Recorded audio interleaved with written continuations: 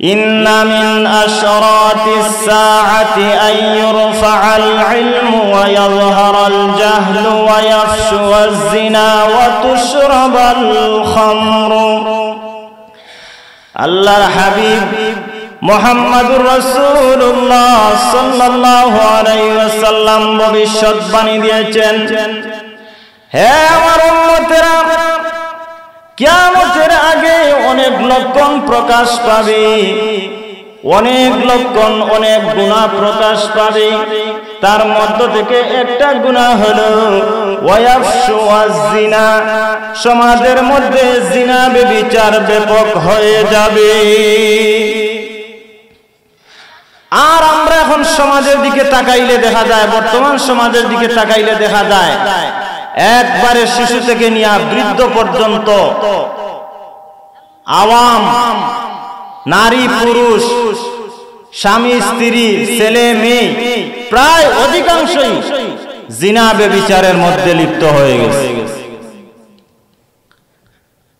এই বিষয়টা বোঝার জন্য আমরা কয়েক ভাগে আগে আলোচনাটা বুঝতে হবে। এক নম্বর হলো জিনা ব্যভিচার কাকে বলে, দুই নম্বর হলো এই জিনার উৎপত্তি কখন থেকে সূচনা হয়েছে, তিন নম্বর হলো জিনা ব্যভিচারের উপকরণ কি, চার নম্বর হলো জিনা ব্যভিচার কোন কারণে হয়, কোন সমস্যার কারণে হয়, পাঁচ নম্বর হলো জিনা ব্যভিচার করলে তার কুফলটা কি, শাস্তিটা কি। তাই আসুন, জিনা কাকে বলে? আরবিতে বলা হয় জিনা, তার বাংলা অর্থ হলো ব্যভিচার। বিবাহ শাদীর আগে কোন নারী পুরুষ যদি অবৈধ যৌন মিলনে যদি লিপ্ত হয় সেটাকে বলা হয় জিনা।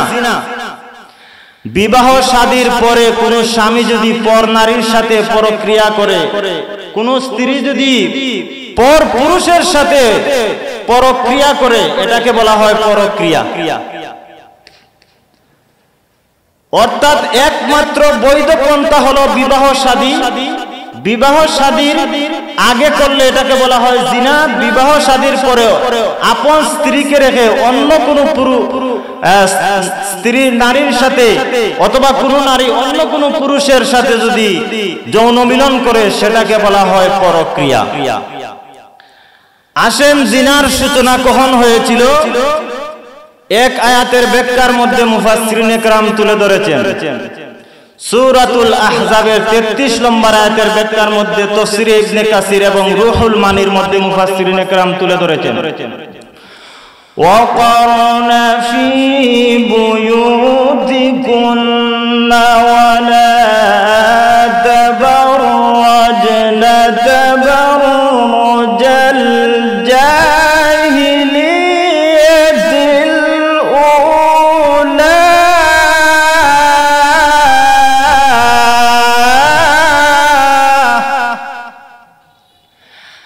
আল্লাহ রাব্বুল আলামিন বলেন, ও দুনিয়ার নারী, ওরে মহিলার দল, তোমরা তোমাদের ঘরের মধ্যে বাসার মধ্যে অবস্থান করো। ঘর থেকে বাসা থেকে যদি বাহির হইতে হয় পর্দার সাথে বের হও। আইয়ামে জাহিলিয়ত বর্বরতার যুগের অসভ্য নারীদের মতো বেপর্দা হইয়া হাটে ঘাটে বাজারে বন্দরে বের হইও না।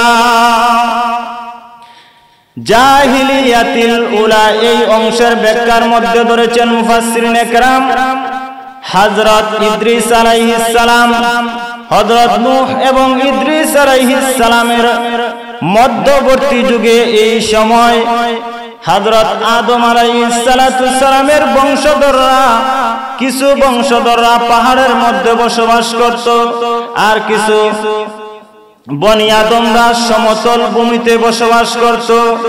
এমনি শয়তান একজন পুরুষের আকৃতি ধারণ করে সুললিত কণ্ঠে একটা বাঁশি সে বাজাইল।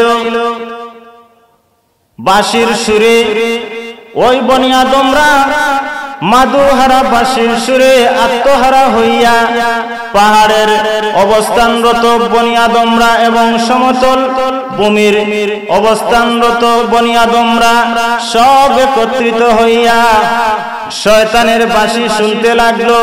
নারী পুরুষের অবাধ মিলামিশা শুরু হলো। ওই জমানায় ওই যুগেই জিনার উৎপত্তি শুরু হয়েছে। তাহলে হযরত নূহ এবং ইদ্রিস আলাইহিস সালামের মধ্যবর্তী যুগেই শয়তানই সর্বপ্রথম জিনার সূচনা করেছে। 3 নম্বর আলোচনার বিষয় হলো জিনা কোন কারণে হয়, জিনা উপকরণ কি। আল্লাহ রাসূল সাল্লাল্লাহু আলাইহি সাল্লাম এক হাদিসের মধ্যে বলেন জিনার উপকরণ, সর্বপ্রথম উপকরণ হলো চোখ।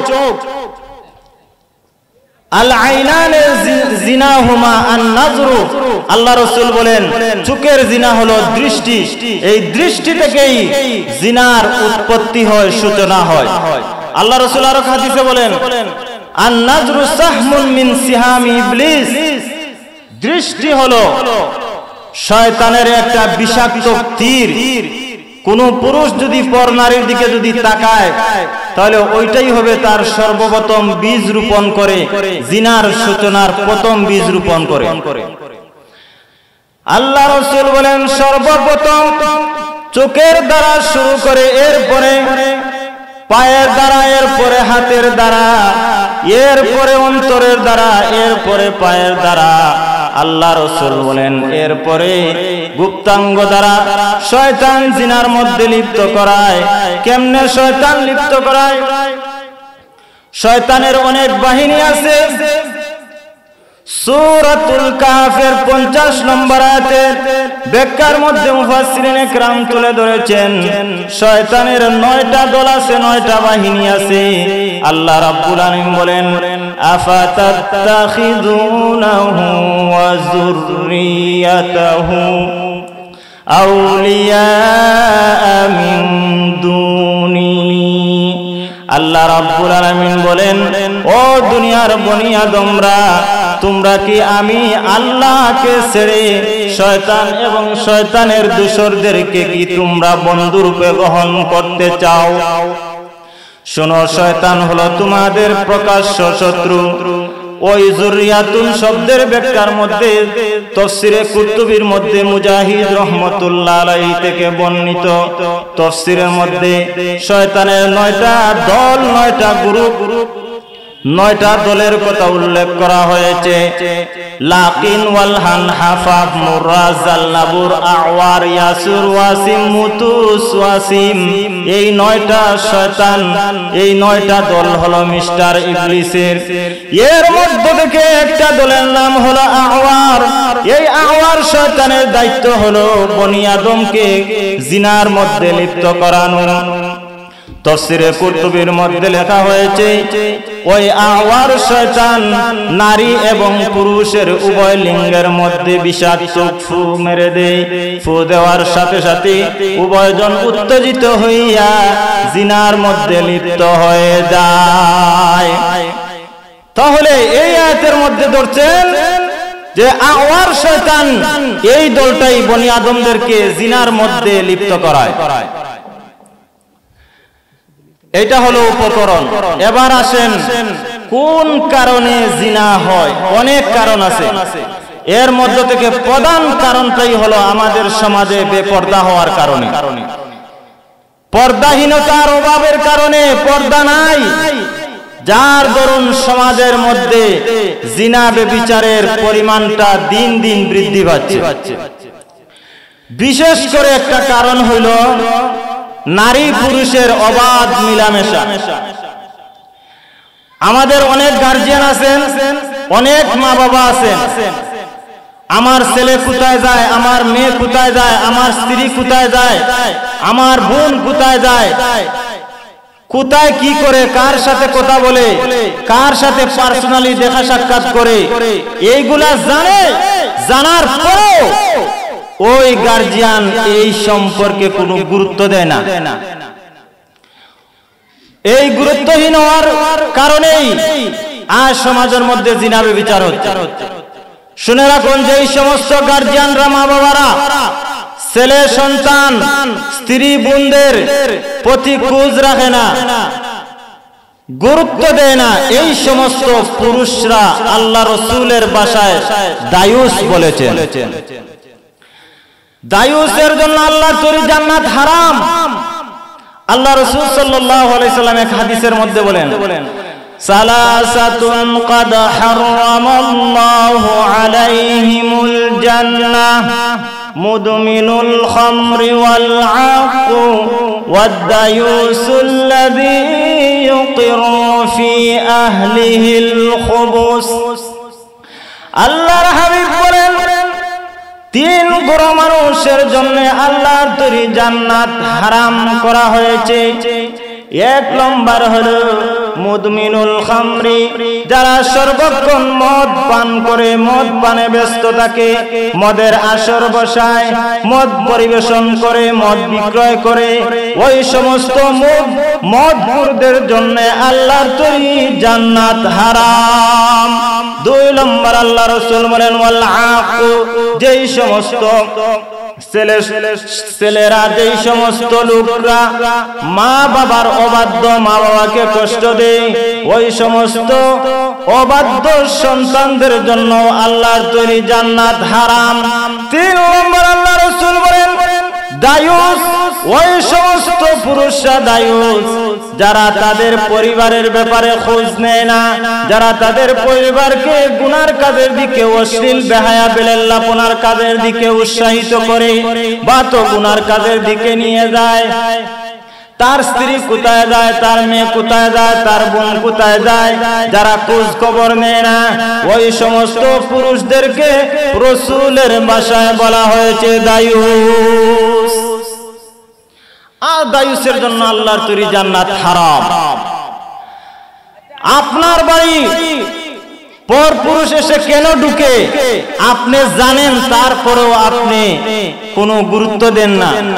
আপনার 3-4টা মেয়ে আছে, অন্য বাড়ির ছেলে আপনার ঘরে আইয়া আড্ডা দেয়, আপনি জানেন, তারপরে আপনি বাধা দেন না। আপনার স্ত্রী অন্যের সাথে ফোনে কথা বলে, আপনি জানেন, তারপরেও আপনি এটাকে গুরুত্ব দেন না। শুনে রাখবেন, আপনি খোঁজ না নিলেও আপনি তো দায়ুস হবেন ঠিক, কিন্তু কিয়ামতের দিন আল্লাহর আদালতে আপনি একজন দায়ুস হিসাবে দাঁড়াতে হবে। অনেক পুরুষরা আছে বিবাহ শাদী করার পরে স্ত্রীকে নিয়ে মোটরসাইকেলের পিছনে নিয়ে ঘুরায় বেড়ায়, দেখায়, মান লোকরে দেখায়, দেখ আমি কাম লাগাইছি, কত সুন্দর আমার স্ত্রী। আসেন এই রকমের পুরুষ। শুনেন, আপনার স্ত্রীকে পর পুরুষকে দেখাইতে পারেন, মোটরসাইকেলের পিছনে নিয়ে ঘুরাইয়া দেখাইতে পারেন, কিন্তু জেনে রাখেন কিয়ামতের দিন আল্লাহর আদালতে আপনি একজন দায়ুস হিসাবে দাঁড়াতে হবে। বলেন কথা ঠিক না বেটি? এই অবাধ মেলামেশার কারণেই সমাজের মধ্যে জিনা ব্যভিচার হয়। অনেক কারণ আছে, দুইটা বললাম, একটা হলো পর্দাহীনতার কারণে, আর একটা হলো গুরুত্বহীন হওয়ার কারণে। 3 নম্বর আর একটা কারণ হইল মোবাইল। এই মোবাইলটাই হলো পরক্রিয়া আর প্রেম প্রীতির 1 নম্বরের মেশিন। তো এই সমস্ত কারণে সমাজের মধ্যে জিনা ব্যভিচার হয়। আসেন জিনার কি শাস্তি, এই শাস্তিটার আলোচনা করে এই আলোচনা শেষ। আল্লাহ রাব্বুল আলামিন এই জিনার মতো এত বড় একটা পাপের কি শাস্তি হতে পারে, এই শাস্তিকে মুফাসসিরিনে কেরাম 2 ভাগে ভাগ করেছেন। একটা হলো দুনিয়ার শাস্তি, আর একটা হলো পরকালের শাস্তি। দুনিয়ার শাস্তি কি? সামাজিক দিক দিয়েও শাস্তি রয়েছে, পারিবারিক দিক দিয়েও শাস্তি রয়েছে, ব্যক্তিগত জীবনেও শাস্তি রয়েছে। ব্যক্তিগত জীবনেও শাস্তি রয়েছে, পারিবারিক জীবনেও শাস্তি রয়েছে, ধর্মীয় দিক দিয়েও শাস্তি রয়েছে। সামাজিক দিক দিয়ে কি শাস্তি? আল্লাহ রাসূল সাল্লাল্লাহু আলাইহি সাল্লাম বলেন, যেই সমাজের মধ্যে জিনা ব্যভিচার হবে, ওই সমাজের মধ্যে দুর্ভিক্ষ, অভাব, অনটন দেখা দিবে। বলেন কথা ঠিক না বেটি? আল্লাহ রাসূল এক হাদিসের মধ্যে বলেন, মা মিন কওমিন ইয়াযহারু ফীহিমুজ জিনা ইল্লা উখিযু বিস-সানাম। আল্লাহ রাসূল বলেন, এ আমার উম্মতেরা, সামাজিক দিক দিয়া এক নম্বরের একটা শাস্তি হলো, এটা হলো দুনিয়ার শাস্তি। কি শাস্তি? আল্লাহ রাসূল বলেন, যে সমাজের মধ্যে জিনা ব্যভিচার ব্যাপক হয়ে যাবে, মানুষ জিনা ব্যভিচারকে গুনাহ মনে করবে না, এটাকে পাপ মনে করবে না। আল্লাহ রাসূল বলেন, আমার উম্মতেরা জেনে রাখো, ইল্লা উখিযু বিস-সানা, ওই সমাজের মধ্যে দুর্ভিক্ষ, অভাব, অনটন দেখা দিবে। আর এটাই বাস্তব আমাদের সমাজে। এই যে অভাব, অনটন, দুর্ভিক্ষ দেখা দিছে, এর পিছনে মূল কারণ হইল আমাদের সমাজে জিনা ব্যভিচার বেড়ে গেছে। বলেন কথা ঠিক না বেটি? দুই নম্বর আরেকটা আল্লাহ রাসূল বলেন, যেই সমাজে জিনা ব্যভিচার হবে ওই সমাজের মধ্যে নতুনত্ব রূপ দেখা দিবে।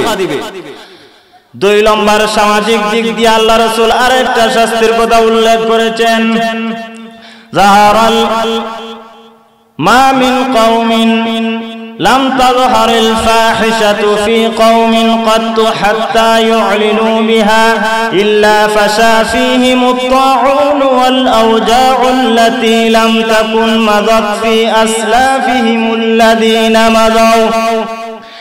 আল্লাহর হাবিব মুহাম্মদুর রাসূলুল্লাহ সাল্লাল্লাহু আলাইহি ওয়াসাল্লাম বলেন, আমার উম্মতেরা জেনে রাখো, যেই সমাজের মধ্যে বেহায়া বেলাল্লাপনা, জিনা ব্যভিচারের মতো এই গুনাহটা ব্যাপক হয়ে যাবে, মানুষ জিনা ব্যভিচারকে গুনাহ মনে করবে না, স্বাভাবিক মনে করবে। আসেনি আমাদের সমাজে মানুষ এটাকে স্বাভাবিক মনে করে, অমুকের ছেলে অমুকের মেয়ে অমুকের ছেলের সাথে বাইগা গেছে, কি হইছে কয়নি, স্বাভাবিক মনে করে, এটাকে কোনো পাপ মনে করে না। আল্লাহর হাবিব ভবিষ্যৎবাণী দিয়া বলেন, ফি কওমিন হাত্তা ইউ'লিনু বিহা ইল্লা ফাশা ফীহিমুত তাউন ওয়াল আওজা'উ আল্লাতী লাম তাকুন মাদাত ফী আসলাফিহিমুল্লাযীনা মাদাউ। আল্লাহর হাবিব বলেন, এ আমার উম্মতেরা, এই সমাজের মধ্যে এমন নতুনত্ব রূপ দেখা দিবে, এমন নতুনত্ব রূপ আবিষ্কার হবে, যেই সমস্ত রূপ তাদের পূর্বপুরুষ বাপ দাদাদের মধ্যে ছিল না।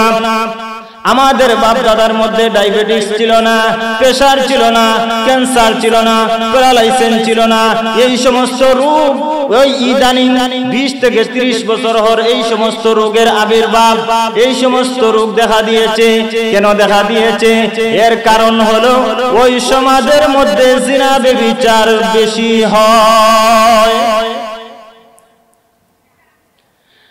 যেই সমাজে জিনা ব্যভিচার হবে ওই সমাজের মধ্যে নতুনত্ব রোগ দেখা দিবে।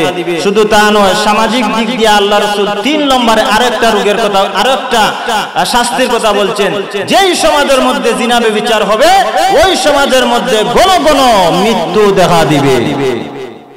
আমাদের সমাজে দেখছেন, হঠাৎ অমুক মারা যায়, হঠাৎ তমুক মারা যায়। আরে 30, 35, 40 বছরের অধিকাংশ মানুষ মারা যায়।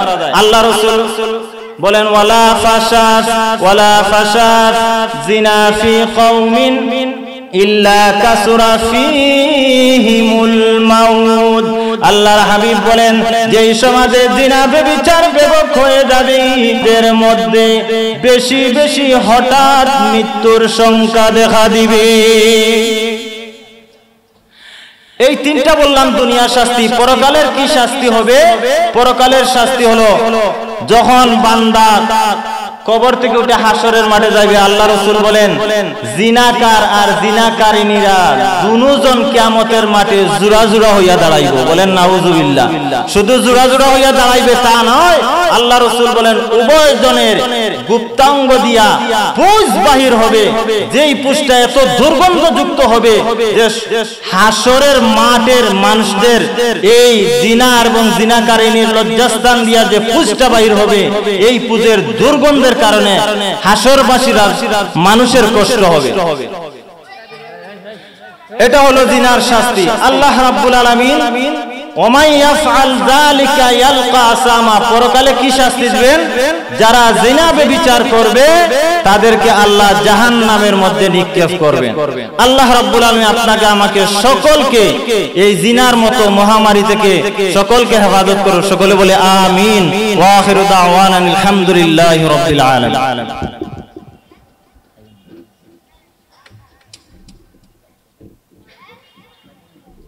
يفعل ذلك يلقى أثاما يضاعف له العذاب يوم القيامة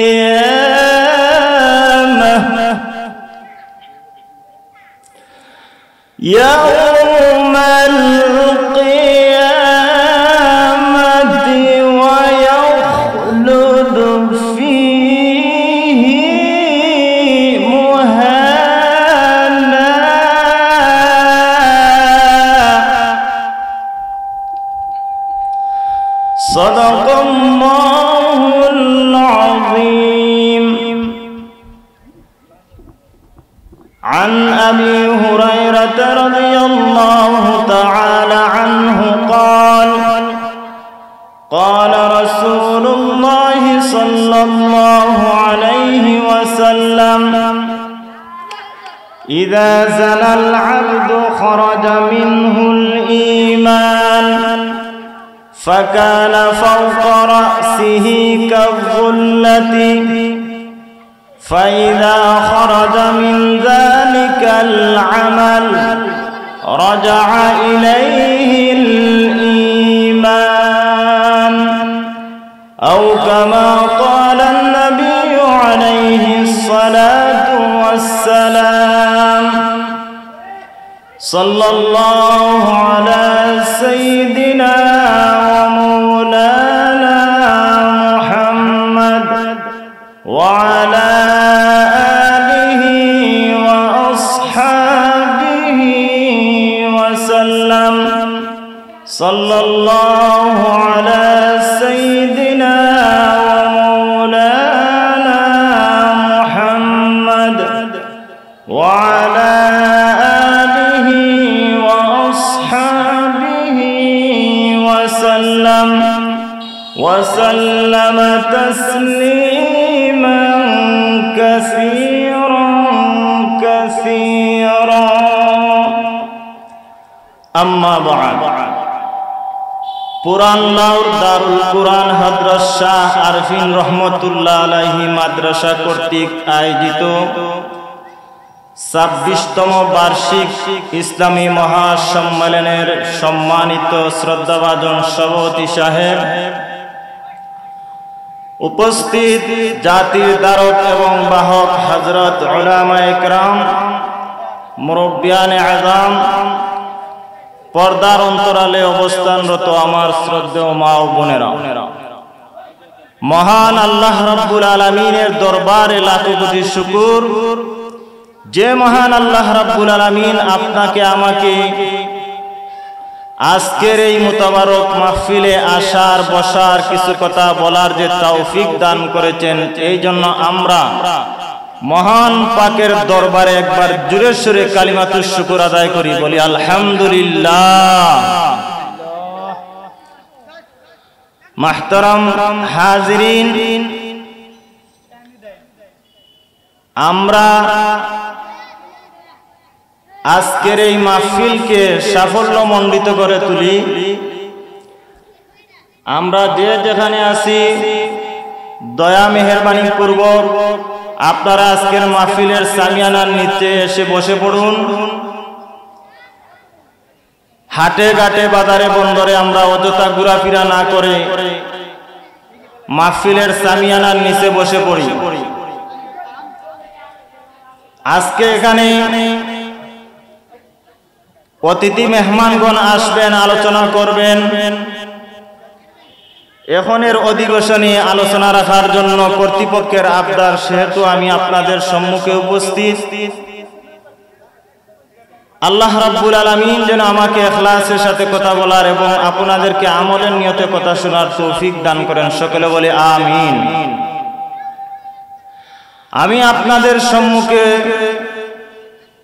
কোরআন শরীফের সূরাতুল ফুরকানের 68 নম্বর আয়াত এবং রাসূলের হাদিসের খাজানা থেকে একখানা ছোট হাদিস পাঠ করেছি। আয়াত এবং হাদিসকে সামনে রেখে কিছু আলোচনা আপনাদের সম্মুখে তুলে ধরব। তাই আসুন আল্লাহ রাব্বুল আলামিন এই আয়াতের মধ্যে মুমিনদের তিনটা গুণ কোয়ালিটি তুলিয়া ধরছেন।